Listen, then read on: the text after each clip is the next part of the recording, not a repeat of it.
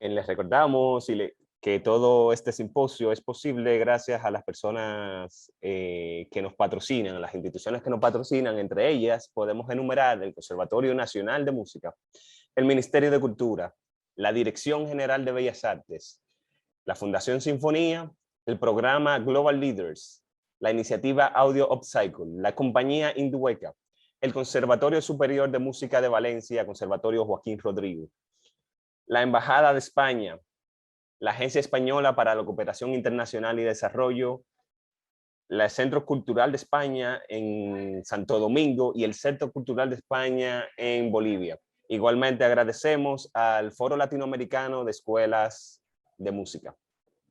Esta es la tercera conferencia del tercer día de este segundo simposio de Bellas Artes. Mi nombre es Luis Núñez, de la División de Registro y Servicios Educativos, de la Dirección de Educación y Formación Artística Especializada, de FAE. Bienvenidas, bienvenidos al segundo simposio de formación artística especializada. Como espectador, usted puede hacer preguntas o plantear su punto de vista en la sección de mensajería instantánea que está en la parte inferior de su pantalla. Las mismas serán respondidas por los panelistas al final de la conferencia. Además, puede pulsar el icono de levantar la mano.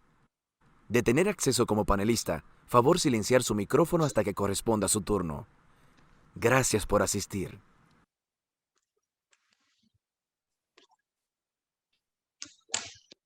La siguiente exposición lleva por título La educación artística en el siglo XXI, a cargo de la experta Mirna Guerrero. Es un honor conversar con usted, maestra Mirna. Buenos días. El placer es mío y agradezco la invitación a participar en este segundo simposio de formación artística especializada. Un gran honor. Muchas gracias, profesora Mirna. Paso brevemente a leer la reseña de la expositora que nos acompaña en este tiempo. Ella es historiadora y crítica de arte, artista visual, profesora y curadora. Desde el 2012 es directora del Museo Bellas Artes de Santo Domingo, miembro de la Asociación Dominicana de Críticos de Arte, ADCA, y de la Asociación Internacional de Críticos de Arte, AICA. Profesora del Instituto Filosófico Pedro Francisco Bono desde el 2010. Mirna Guerrero fue parte del grupo que creó el Centro Cultural Eduardo León Jiménez en 1999 y ocupó el cargo de director de Servicios Culturales de la Central hasta 2004. Es egresada de la Escuela de Artes de APEC con una especialización artística en la Escuela de Arte y Arquitectura de Lumini en Marsella, Francia. Graduada de la Universidad Aix-Marsella en Francia, 1997, en licenciatura en la Historia del Arte. Su formación se completó con un diploma en Administración Cultural, logrado tanto en Río de Janeiro, Brasil, como en Caracas, Venezuela.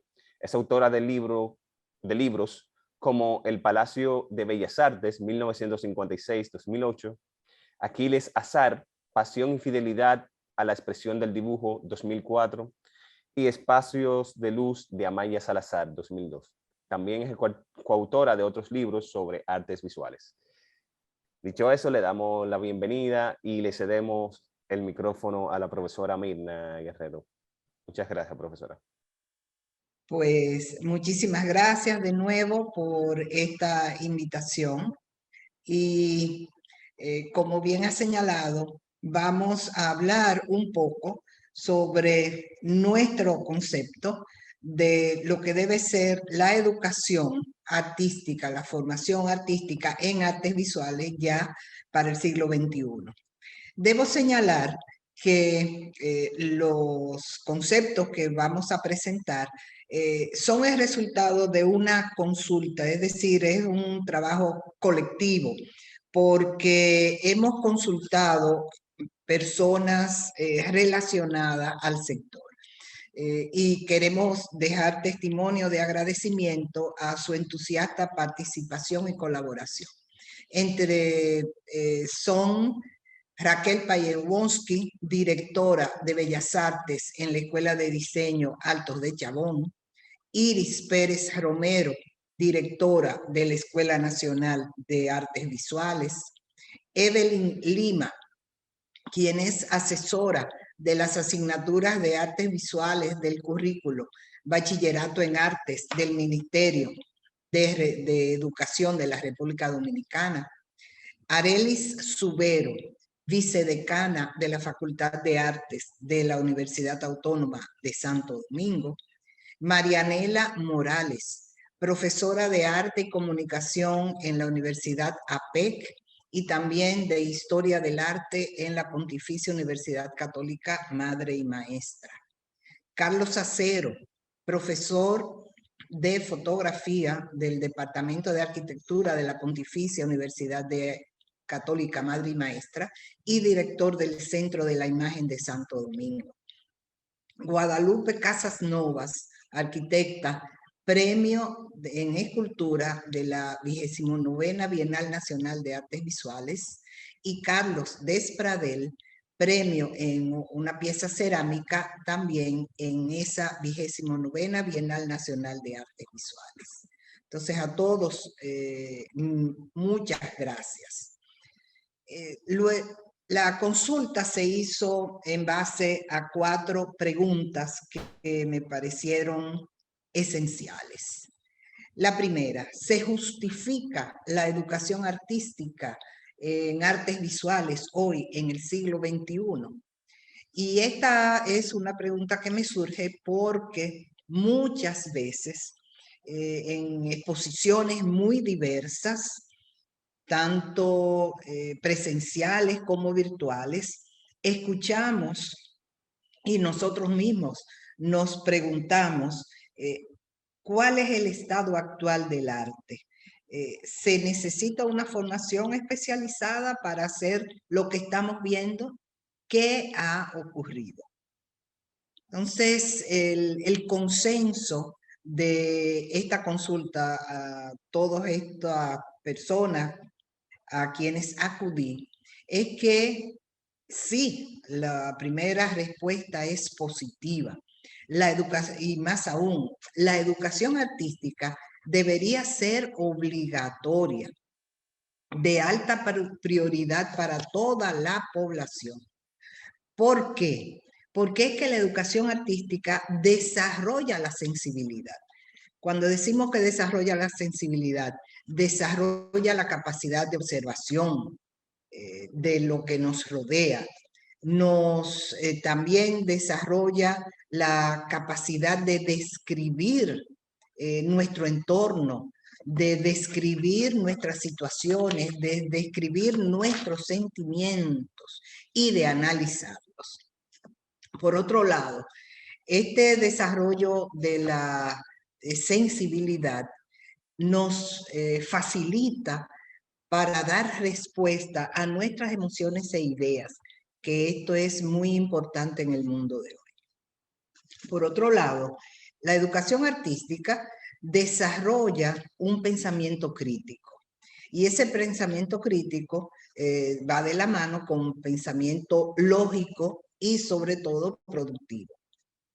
Hay que entender que este desarrollo de ese pensamiento crítico debe ser fundamental en la conformación de ese ser humano integral al cual aspiramos.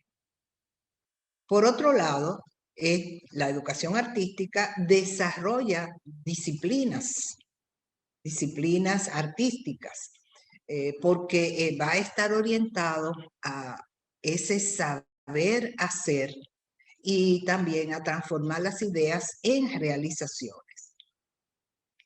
Alimenta el desarrollo e intercambio de ideas y permite a la vez el fluir de las experiencias tanto de manera individual como colectiva. Entonces, está claro que la educación artística hoy día es una herramienta muy importante que debemos implementar en todo el sistema de la educación nacional. Ahora bien, la segunda pregunta, ¿qué debemos enseñar? ¿Qué debemos enseñar orientando siempre nuestras respuestas hacia la educación de artes visuales. Entonces, tenemos como punto de partida que es fundamental educar la mirada, aprender a ver. Y aquí recuerdo una anécdota del gran maestro plástico nacional, el querido y admirado Domingo Liz, quien en múltiples ocasiones comentaba que las artes visuales se aprenden viendo, porque es por los ojos que nos va a entrar ese conocimiento. Entonces, es muy importante educar la mirada de nuestros escolares, de los que deseen ser artistas, evidentemente.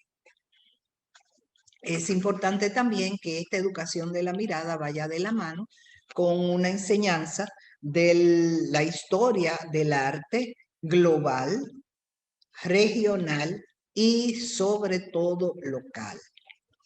Muchas veces, y eso lo vemos en los currículum vigentes, hay una falta de comunicación en cuanto a las historias locales, la producción artística local, qué se ha hecho. Y esto es fundamental en la formación de un artista.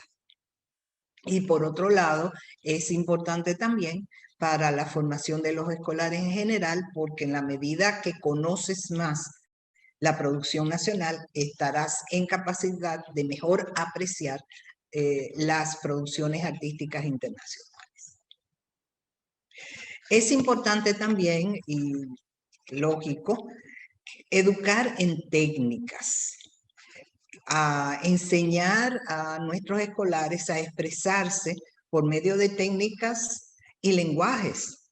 Entonces, lenguajes y lógicamente desarrollo de contenidos.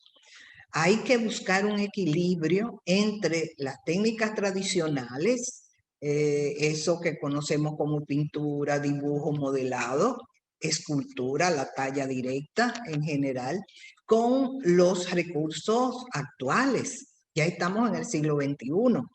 Entonces, lo digital es muy importante, inclusive para el diseño, para el dibujo, para elaborar propuestas artísticas. Pero además hay lenguajes contemporáneos propios del momento. Por ejemplo, el videoarte, la instalación, la performance. Y aquí acabamos de ver un video de una performance extraordinaria y agradezco al profesor Carlos Roldán haberlo presentado. Y es ese performance de Marina Abramovic desarrollado en el Museo de Arte Moderno, el MoMA, en la ciudad de Nueva York. Entonces, ese es un lenguaje de mucha actualidad. Y sin embargo, hasta donde tengo conocimiento, en ninguno o salvo una o dos excepciones, este es un lenguaje que no se enseña en nuestros centros educativos. Lo mismo que la instalación, porque se piensa que es algo que no tiene rigor, que no tiene estructuras, que no tiene criterios para su desarrollo, lo cual considero que es un grave error. Entonces, esa balanza, ese equilibrio entre lo tradicional y lo actual debe ser fundamental en la formación de hoy día, ya en la segunda década del siglo XX. Además, esta formación debe incluir valores culturales, nuestros valores culturales. Cuando hablamos de nuestros valores culturales, pensar en nuestro patrimonio artístico y cultural, pensar también en la naturaleza, y tomar en cuenta también nociones como la filosofía, la antropología, que van a ser herramientas que contribuyan a una muy buena consolidación en la formación de un artista o simplemente de un ser humano integral. Tenemos que la formación especializada debe también enseñar el desarrollo de la creatividad, generar ideas.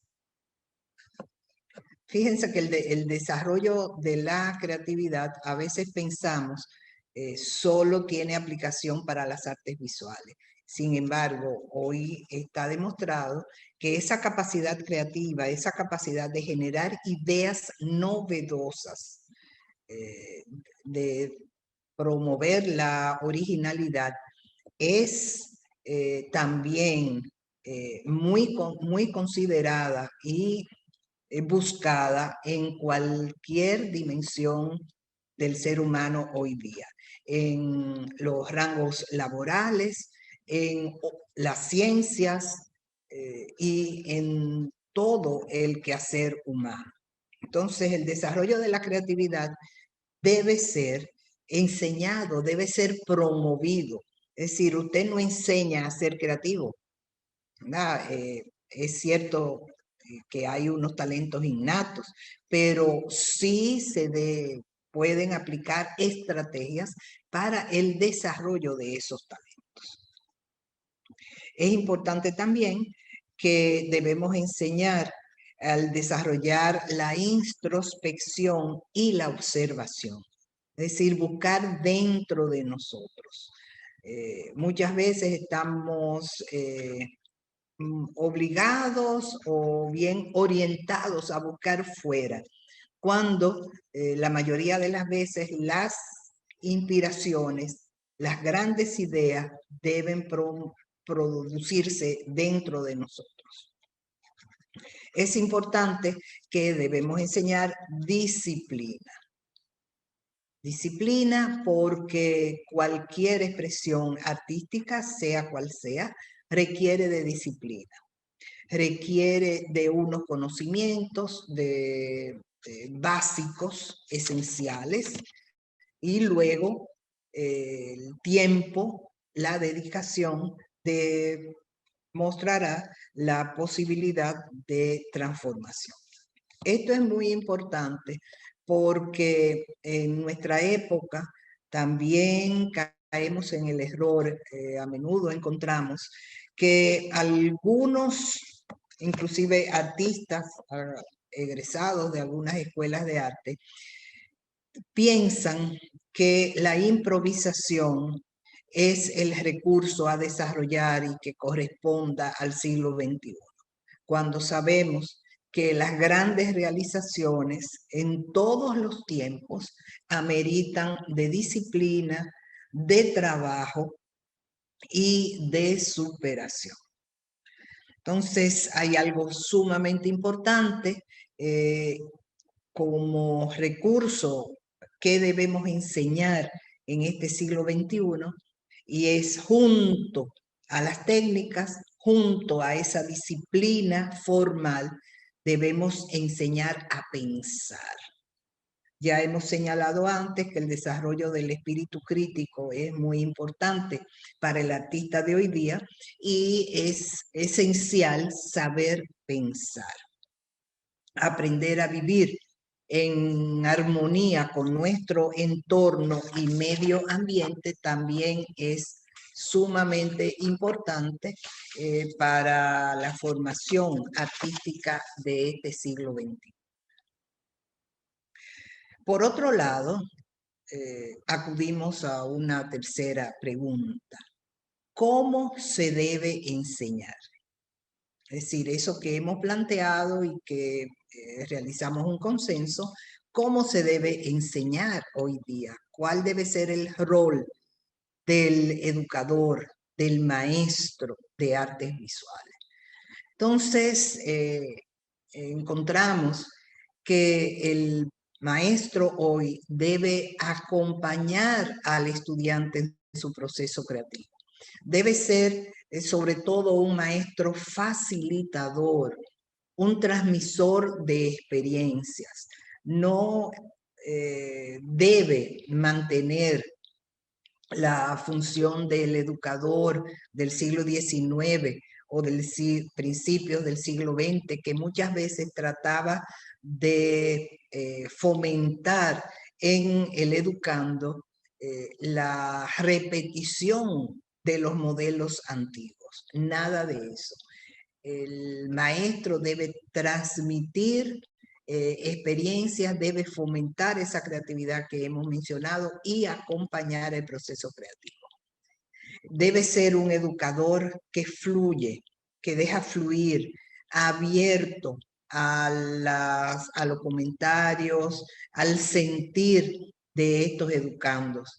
Y sobre todo, debe ser un instructor actualizado de los recursos tecnológicos, actualizado de lo que acontece local e internacionalmente, para que pueda acompañar adecuadamente a sus alumnos.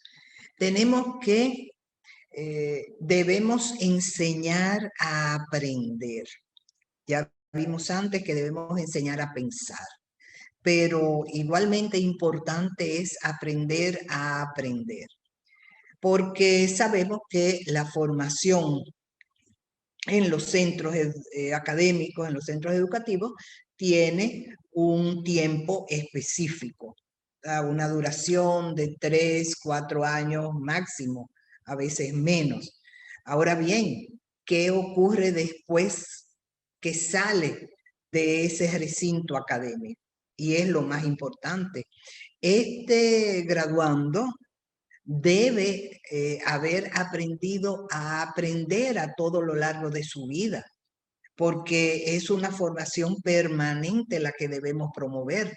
Que no piense cualquier persona que por haber obtenido un título X, y ya terminará ahí su formación y eso le capacita para el resto de su vida. Nada que ver. Se le han ofrecido las herramientas para continuar aprendiendo. Y en la práctica, en la medida de que ejecute sus obras, cada día será un aprendizaje. Tenemos que el aula debe, en consecuencia, de convertirse en un laboratorio de ideas, y claro que sí, un laboratorio de prácticas, una práctica permanente, más que en un lugar donde se busca resultados tangibles. Lo importante no es que esta persona sea capaz de realizar una copia veraz y exacta de un modelo dado, sino que sea una capaz que no tenga miedo a ensayar diferentes técnicas, que no tenga miedo a equivocarse y sobre todo que sea capaz de aprender a partir de esas equivocaciones. Es muy importante también que este aprendizaje se realice siempre en un ambiente lúdico, que este laboratorio que hemos mencionado sea una experiencia agradable, que no sea un espacio de terror, sino todo lo contrario, que las experiencias resulten como si fuera un juego de niños, un juego de adolescentes, pero sobre todo una experiencia positiva y aleccionadora. Es fundamental que se instruya en el manejo de los medios digitales tan comunes hoy día, desde el móvil hasta el ordenador. Entonces, cada vez más los niños y jóvenes están alimentados en ese lenguaje digital.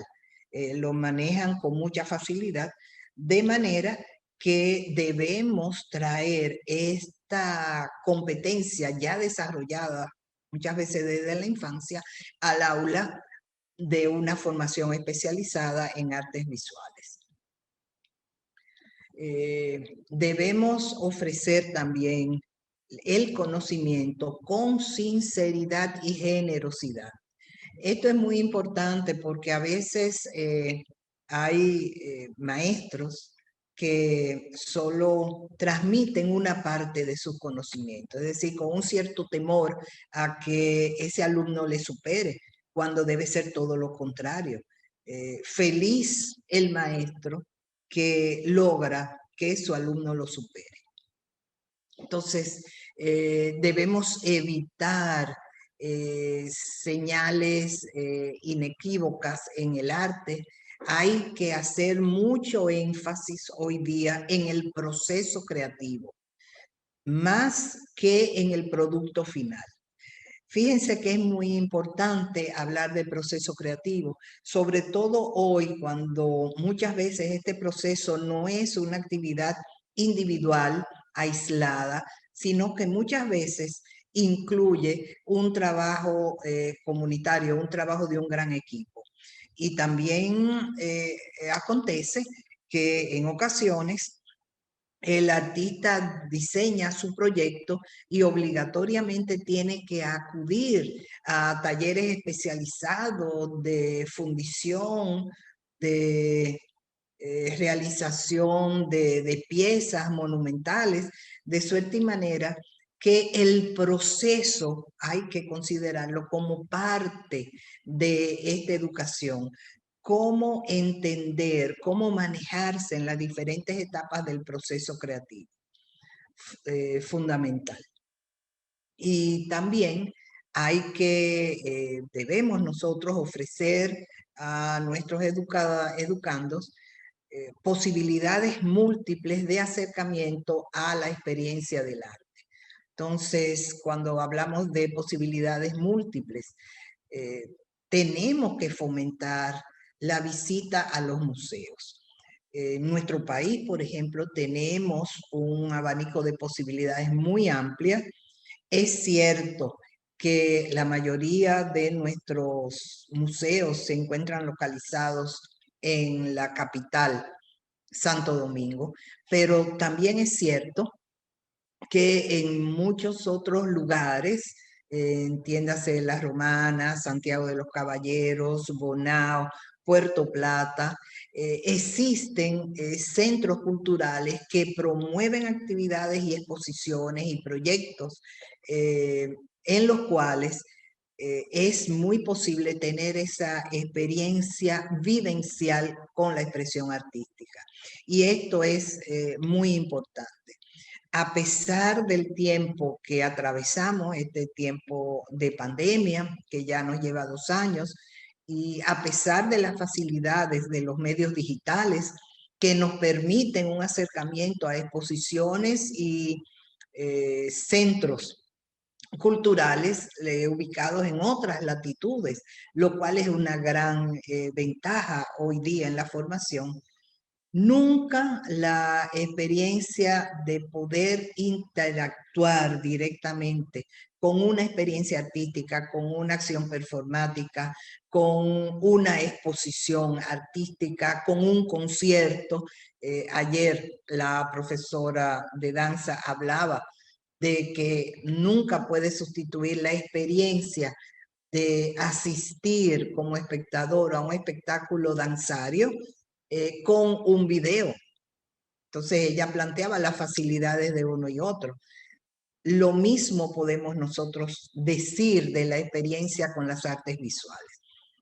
La posibilidad de interactuar con la propia obra, de interactuar con los artistas, tratar en la medida de lo posible de acercarnos a ellos, de visitar sus talleres y sobre todo de participar activamente en las actividades artísticas es fundamental en la formación de hoy día. Luego tenemos una pregunta de cierre, vamos a decir, y es si la escuela debe formar artistas o reproductores. Y es una pregunta en la cual voy a proceder a leer, es decir, si esa escuela está formando o debe formar artistas creadores o simplemente reproductores de lo ya realizado. Entonces voy a leer las respuestas de mis entrevistados. Por ejemplo, Guadalupe Casasnovas me dice que no debemos procurar formar estudiantes que pueden reproducir una figura de yeso de manera impecable. El estudiante de artes visuales debe aprender a reconocer y utilizar sus habilidades, sus talentos y herramientas para comunicar de manera efectiva sus deseos, su posición, su manera individual de ver el mundo globalizado. Y esto es muy, muy importante. Esta educación debe fomentar el desarrollo de esos lenguajes particulares, esa capacidad de que esa persona se exprese libremente con sus inquietudes, sus penas, sus alegrías.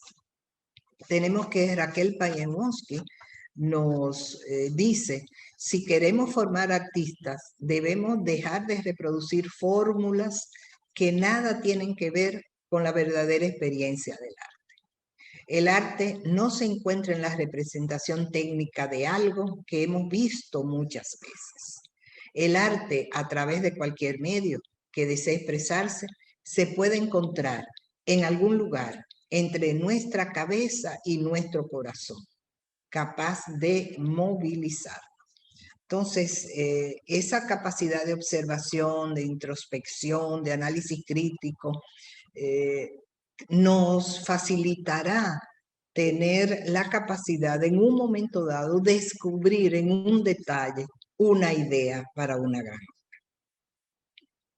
Luego, Arely Subero nos dice, la escuela ha de incentivar el uso de nuevas tecnologías que promueven en sus estudiantes el manejo de medios artísticos contemporáneos.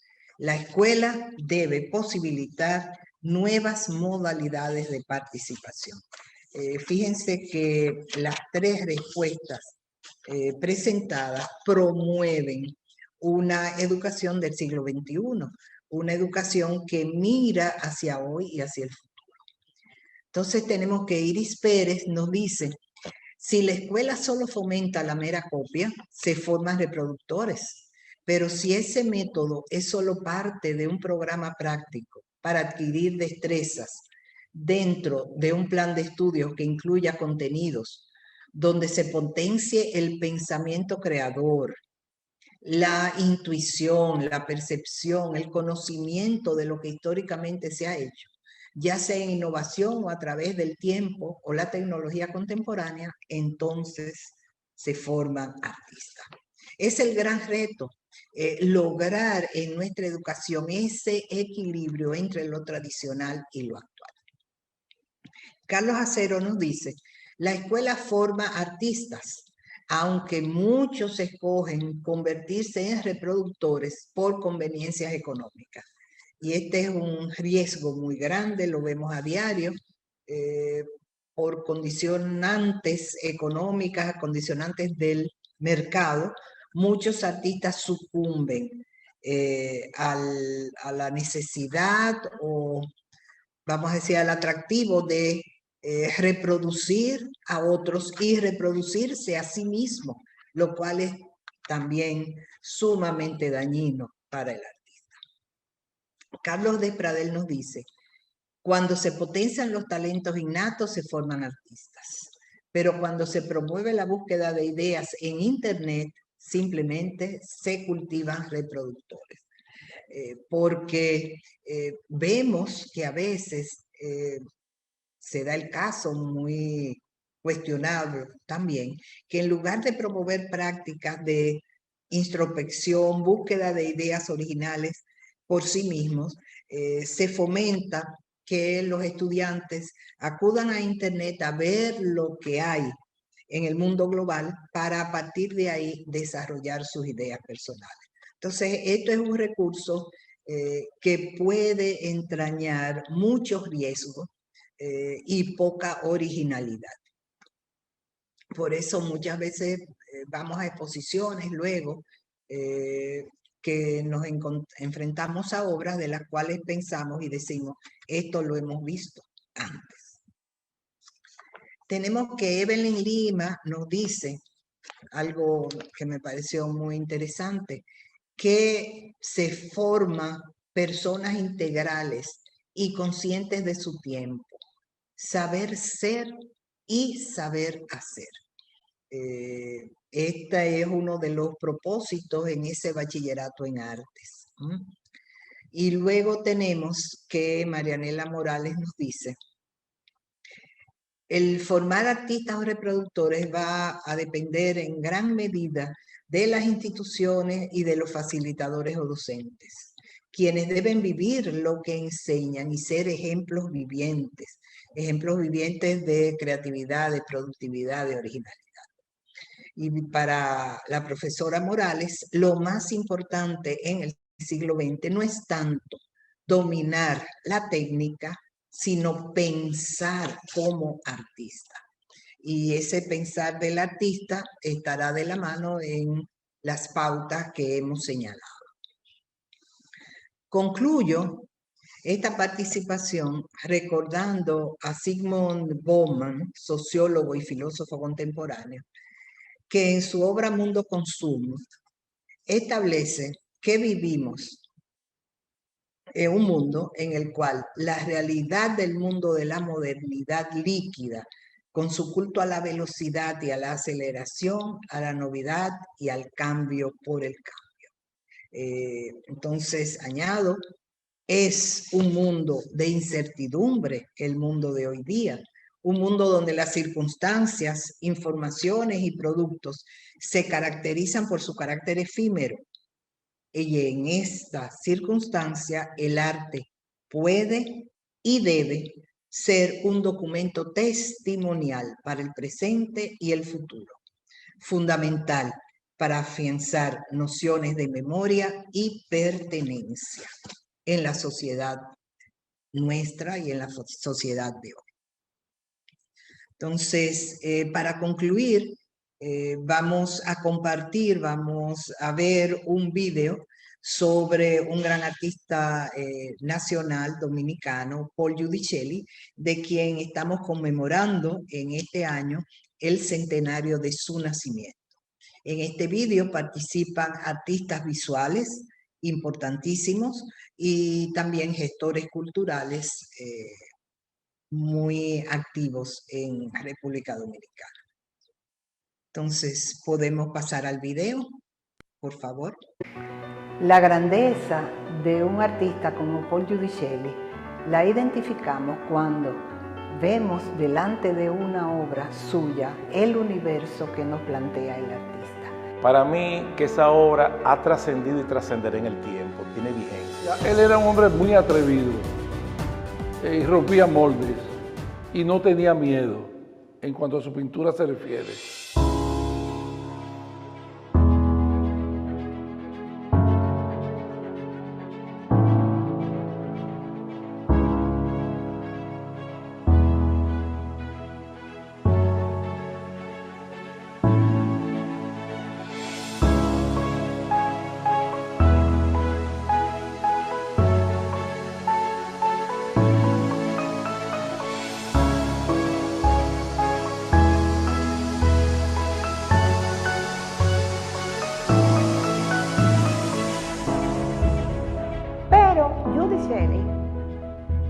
Fue autodidacta prácticamente. Llegó a Bellas Artes en el 1948.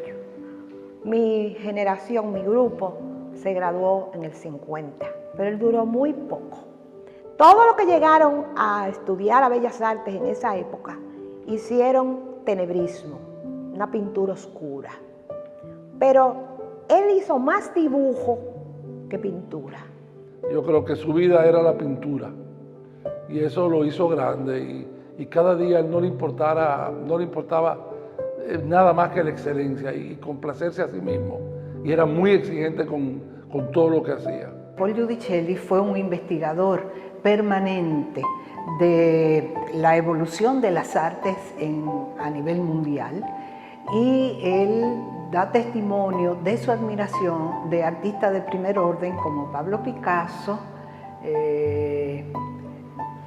Jackson Pollock, Max Ernst. Entonces tenemos que esos artistas evidentemente modernos también influenciaron la producción de Paul Giudicelli, de suerte y manera que a final de los años 50, Paul Giudicelli y otros compañeros suyos de la Escuela Nacional de Bellas Artes van a introducir de lleno esos lenguajes de la modernidad artística en la plástica dominicana. Su estudio era su universo.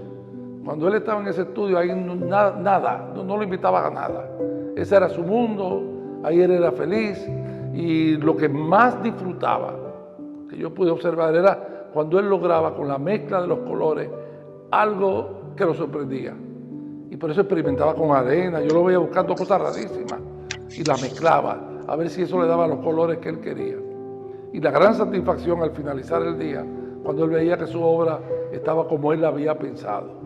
A través del tiempo ha crecido la dimensión de Paul Giudicelli y hoy entendemos cómo fue realmente pionero en muchas técnicas y en muchas aperturas para la plástica dominicana.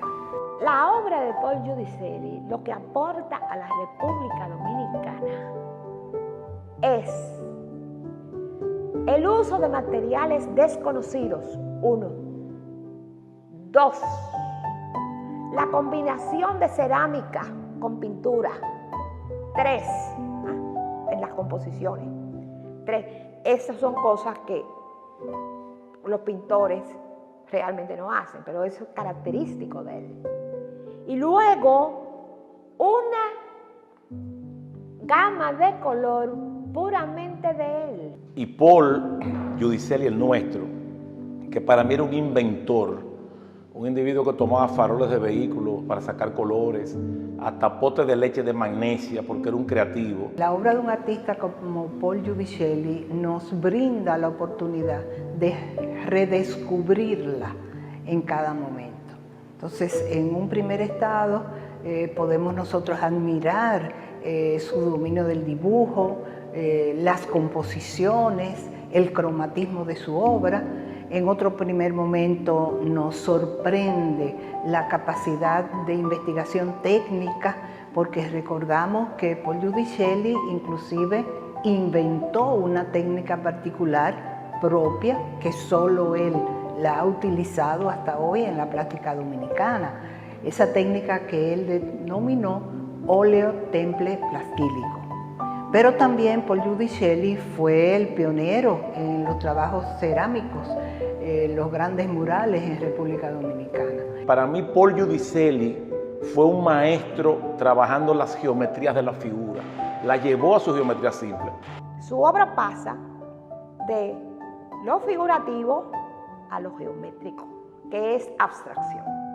Pero la pintura geométrica como composición es universal. ¿Qué hace la de Giudicelli diferente para hacer la dominicana? El color.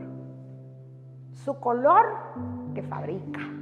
En el trabajo de Paul Giudicelli nos damos cuenta de un artista que supo investigar nuestros orígenes, tanto los orígenes africanos como los orígenes prehistóricos, precolombinos, la cultura taína fundamentalmente, y cómo fue capaz de, a partir de estos elementos, realizar, diseñar su propio lenguaje que hoy reconocemos como lenguaje Paul Giudicelli.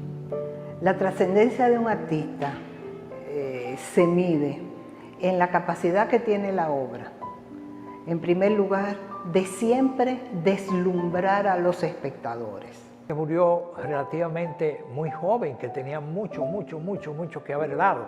Sin embargo, ha hecho una obra que va a trascender, que es una obra actual. Tú ves trabajos aquí, tú crees que han sido hechos recientemente.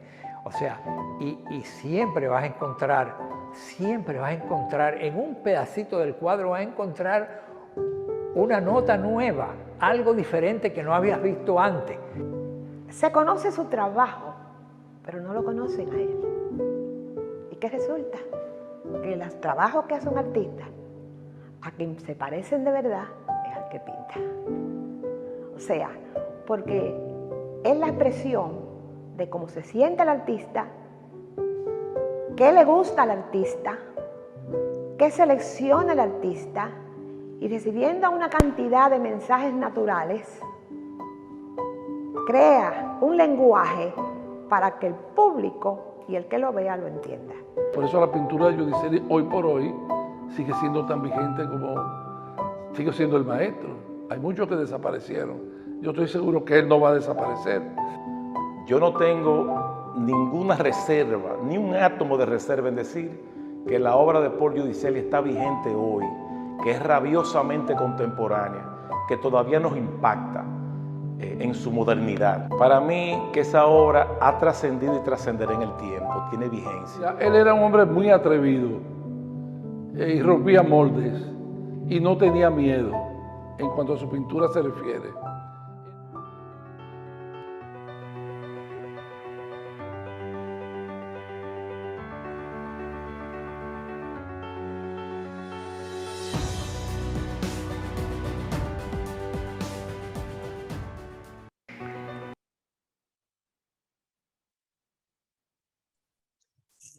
Excelente ponencia. Muchas gracias, profesora Mirna.